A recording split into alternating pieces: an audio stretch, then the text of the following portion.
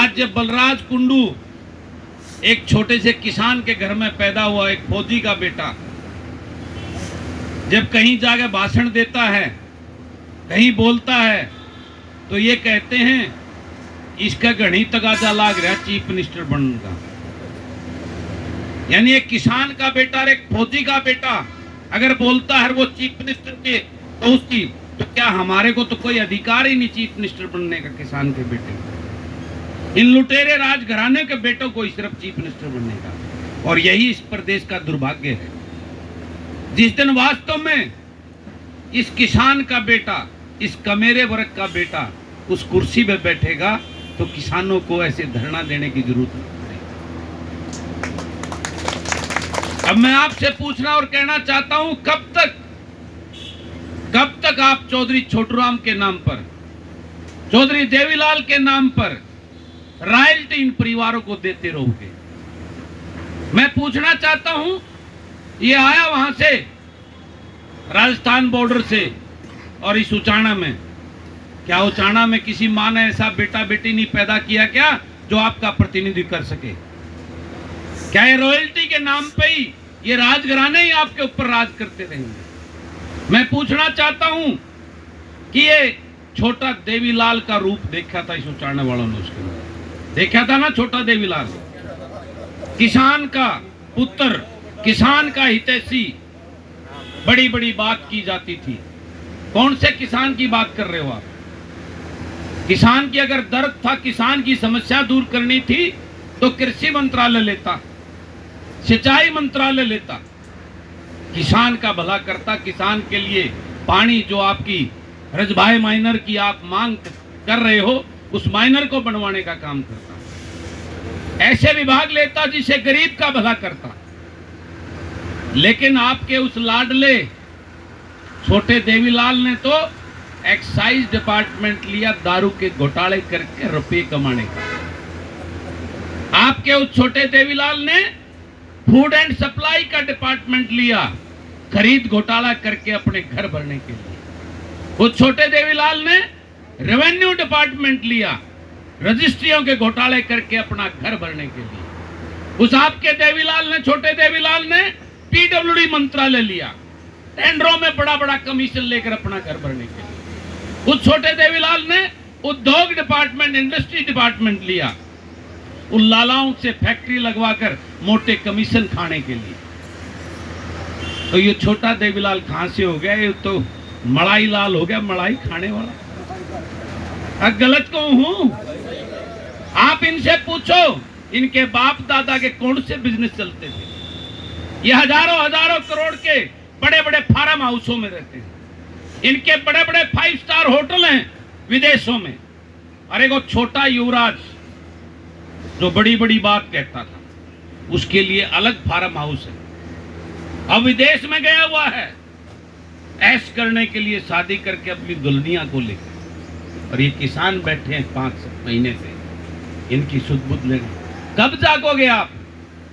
यही दुर्भाग्य है कि आपके भोलेपन का फायदा उठाकर ये जींद आज 5 में से 4 विधायक आपके सत्ता पक्ष में बैठे थे। और इस प्रदेश का सबसे पिछड़ा हुआ अगर कोई जिला है वो जींद जिला है। गलत तो नहीं कह रहा? और ये उचाना, इस उचाना में मैं खड़ा हूं 5 महीने से, यहां रोज ऐश करने के लिए, ठाठ करने के लिए यहां बैठ जाते हो आगे, अखबारों में छपने के लिए।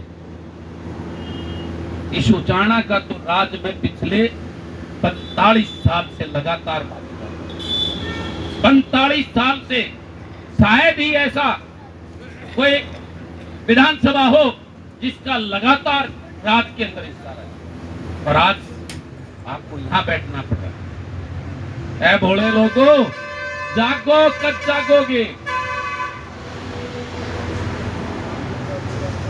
अब डॉक्टर सिक्कम ने कहा कि मैं एक पालड़ा में चढ़ा दो, जो पालड़ा में चढ़ाने का काम करो तम। मैं तो एक काम कर सकता हूं, आज आपको कह के जा रहा हूं, या करीब बैठी है, ये दोनों राजघराने रुपया आले हैं मोटे, मैं रुपये तो नहीं ले रहा, लेकिन दिल इनसे बड़ा ले रहा हूं।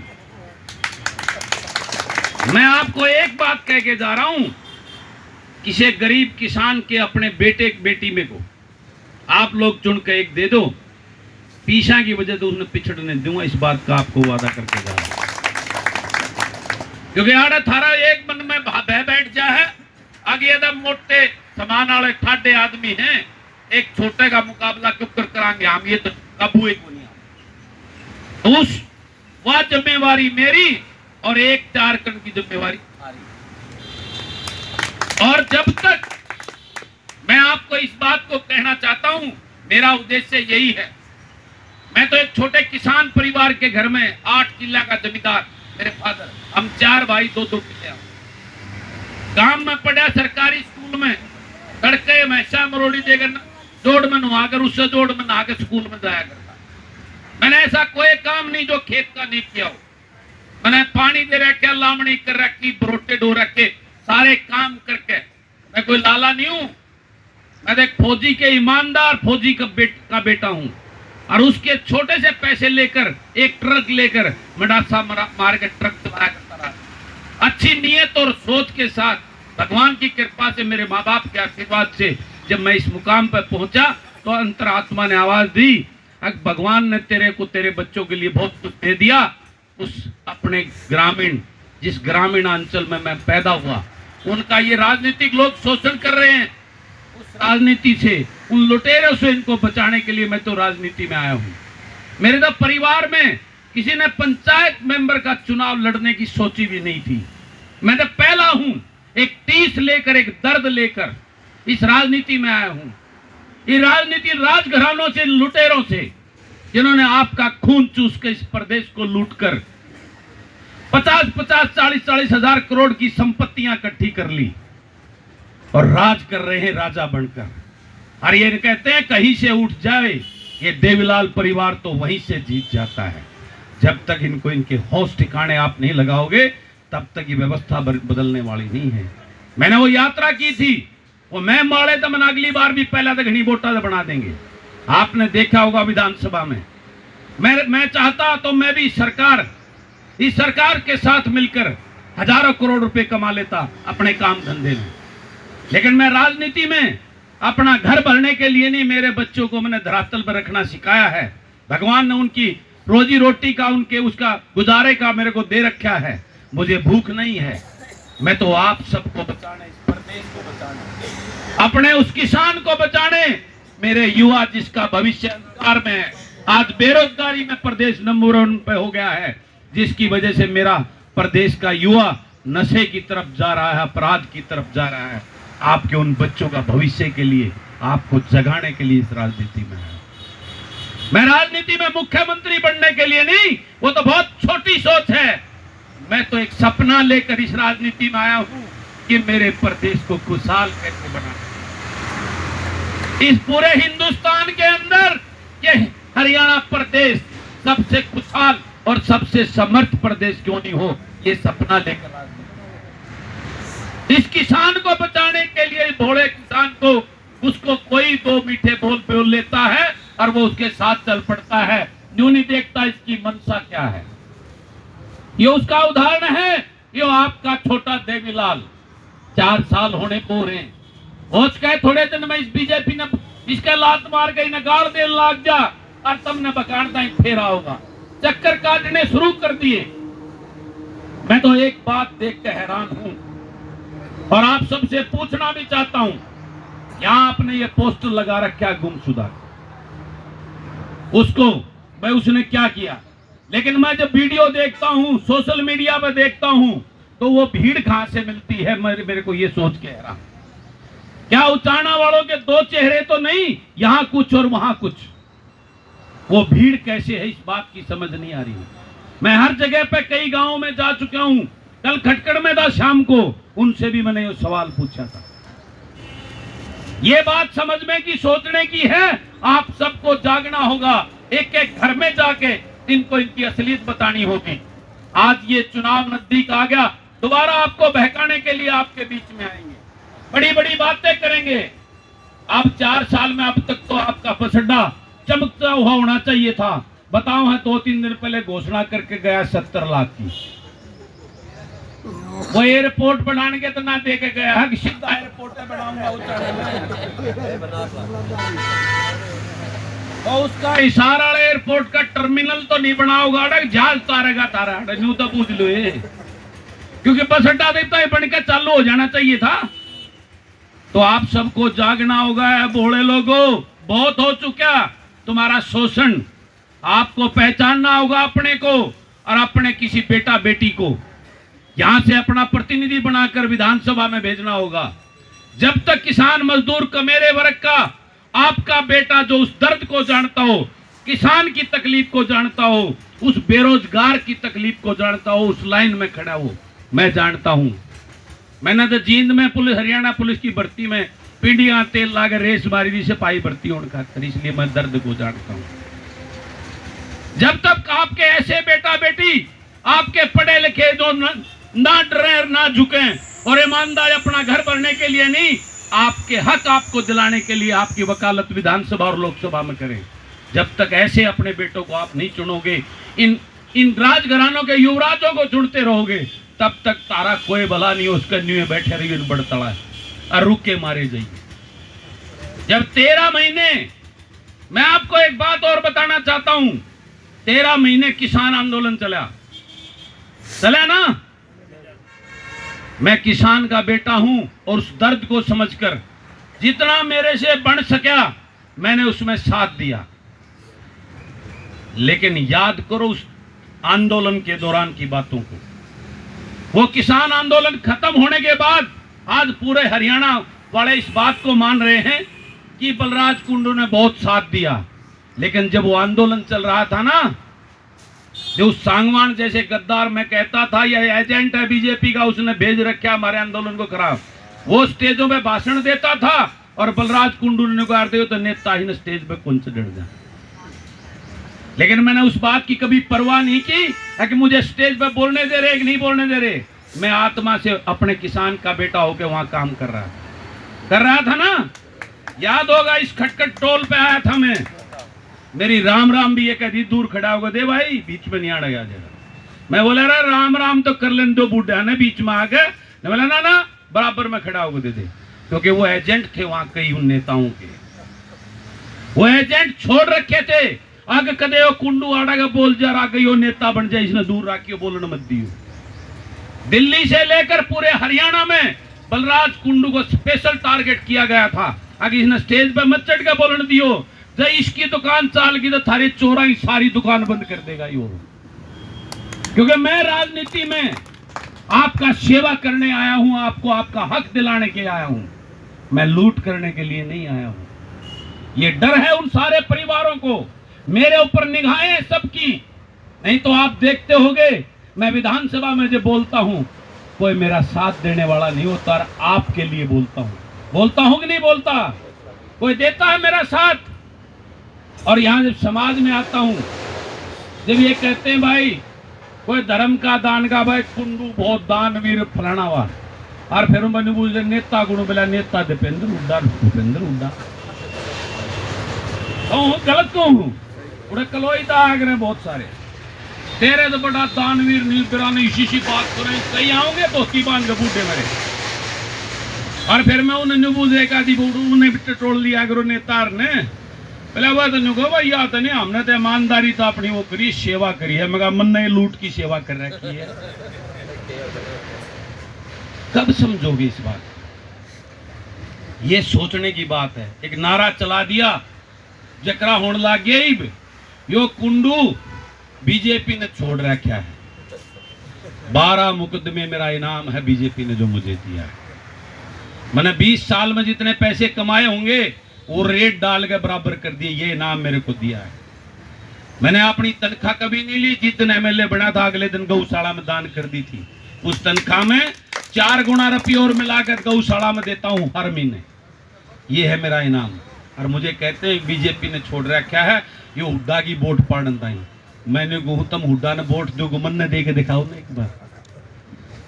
मैं वादा करता हूं जिस दिन मेरे जैसा आपका कोई बेटा उस गद्दी में बैठ गया, उस दिन किसी किसान को धरना देने की जरूरत नहीं पड़ेगी। उस दिन किसी बेटी को न्याय के लिए जंतर मंतर में बैठने की जरूरत नहीं पड़ेगी। उस दिन किसी हमारी बहन को, कोई कोच बहन, कोई मंत्री उसका शोषण करेगा तो वो जेल के पीछे होगा। इस बात का वादा करता हूं ये बलराज को। लेकिन इस बात के लिए आज हम अपने स्वार्थ में, कोई किस्से की पूछड़ न पकड़ रहा है, कोई किस्से की पूछड़ न पकड़ रहा है, और हम अपने स्वार्थों में यहां इकट्ठे होकर अपने हक की बात करते हैं, बाहर जाकर उनके जयकारे लगाते हैं, अपने छतों पर झंडे लगाते हैं। यही हमारा दुर्भाग्य।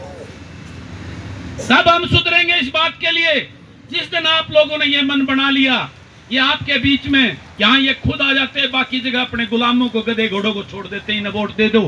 यूं देखते नहीं हो मानस किसा है किसा नहीं, इसका क्या करैक्टर है, क्या सोच है, क्या नीयत है। ये जब तक आप नहीं बदलोगे ये व्यवस्था नहीं बदलेगी। इस समाज को और आप सबको, हमको बदलना होगा। और अपने बेटा बेटी को जो पढ़ा लिखा, नीडर, ईमानदार और आपका सेवा भाव की सोच रखकर इस राजनीति में आपका प्रतिनिधि जब तक बनाकर अपना नहीं भेजोगे तब तक ये व्यवस्था नहीं बदलेगी। नहीं कल की मारी जाइयो, बैठे रहियो, कुछ नहीं सुनने वाला। क्या हमारा काम यो रह गया क्या अपने हकों के लिए जिंदाबाद मुर्दाबाद करके जब डॉक्टर मंगावा? क्या यही रहेगा जिंदाबाद मुर्दाबाद करके तहसीलदार अरेस्टी बुलवावा? ये काम आपके प्रतिनिधि का होता है। उसकी ड्यूटी होती है कि आपके हलके में कहां डॉक्टर नहीं है, कहां मास्टर नहीं है, कहां तहसीलदार नहीं है, कहां एसडीएम नहीं है, वो लगवा कर उनको लेके आए ताकि जनता को कोई तकलीफ ना हो, उनको उनके काम फटाफट। गलत कहूं ठीक कहूं बताओ ना? तो ईदगाह के में करोगे कि नहीं? तो यो आप भीड़ का और इलाज कर दो, कुकर करोगे?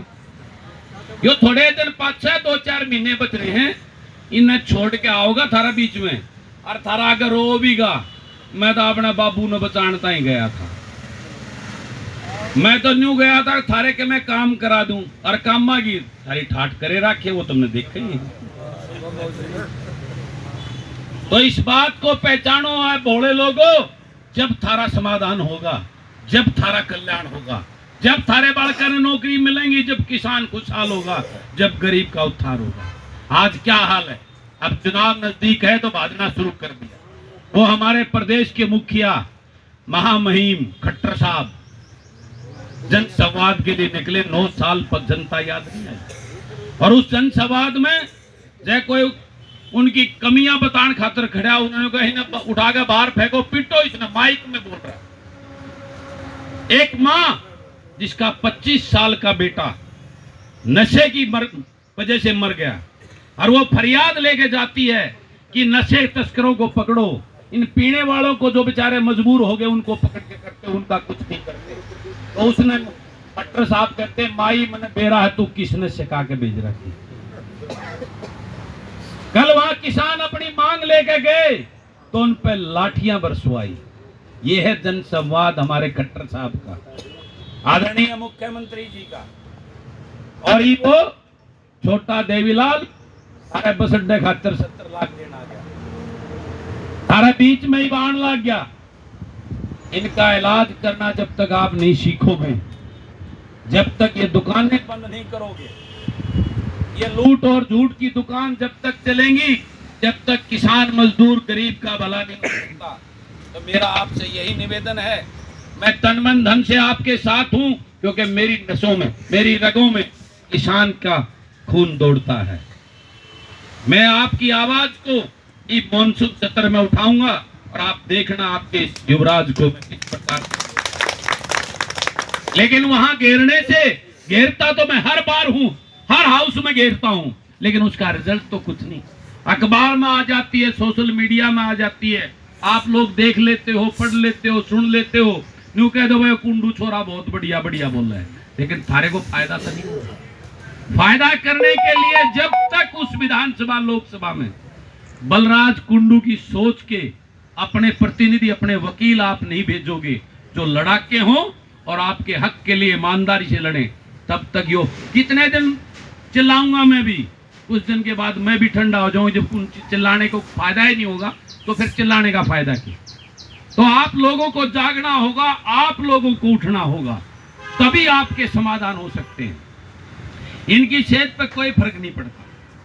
ये तो ऐश करते हैं हेलीकॉप्टरों में चलते हैं, बड़े बड़े महलों में रहते हैं, पैसे इतने हैं इनके पास, इनका पेट भी उतना बड़ा, उनकी भूख भरती ही नहीं, बढ़ती जा रही है। ये अपने घर भरने के लिए, उस लूट करने के लिए राजनीति में है, आपका भला करने के लिए नहीं। इस बात को समझना है। तो मैं आप सबको, आपके इस भाईचारे के लिए, इस संघर्ष के लिए मैं सलाम करता हूं। लेकिन एक बात आकर मैं फिर वही कहता हूं, ये थारा काम आड़े बड़तला बैठने जा रहे। हम भी आज पौड़ी में पड़ी, आपने ताश खेल लो, आपस में बात करो, अपने पोता पोती ने खिलाओ, आड़े क्यों बैठे हो? क्योंकि आप लोगों ने गलती की हुई है, ऐसे लोगों को चुनकर यहां भेजे। तो ईपी सुधर कर ईपी आप जाग जाओगे तो कोई पछेत नहीं आकर फिर संभाल लेंगे, हरियाणा ने फिर बढ़िया खुशहाल कर देंगे। तो आप सबको मेरी राम राम। कोई बात मेरी गलत लगी हो तो मैं का बावड़ा सा विधायक हूं, मैंने माफ कर दियो। लेकिन जो बात थी वो एक दर्द और एक टीस मेरी आत्मा में थे, वो बातें मैंने आपके सामने रखी। अब आप फैसला आपने करना है। और रही बात, आप सब बैठे हो, वो जो कह दी मिंडका ने एक में, वो काम तुमने करना पड़ेगा, मन्ना अपनी बता दी। ठीक है, गलत को हूं, करोगे इनकाड़े पक्का इलाज। चलो देखेंगे, तो थोड़ा टाइम रह रहा है, बड़े करने हो जाओ। ठीक, वो तुमने करना, प्रधान है, प्रधान नहीं है, उससे बोलू, सबने तुमने फैसला करना है, उसमें मैं नहीं बोलूं। मैं प्रधान का बोल पड़ा दे, तुम कहेगी जो तो उससे ना बोलता है, अनुराग का बोल पड़ा तो अनुराग का फैसला, यो फैसला तुम करो। ठीक है ना, तुम आपने कर लियो, उसमें कोई कमजोरी लागत जिसमें ये ठाडे हैं, उसने मैं संभाल लूंगा। ठीक है, तो सबने राम राम।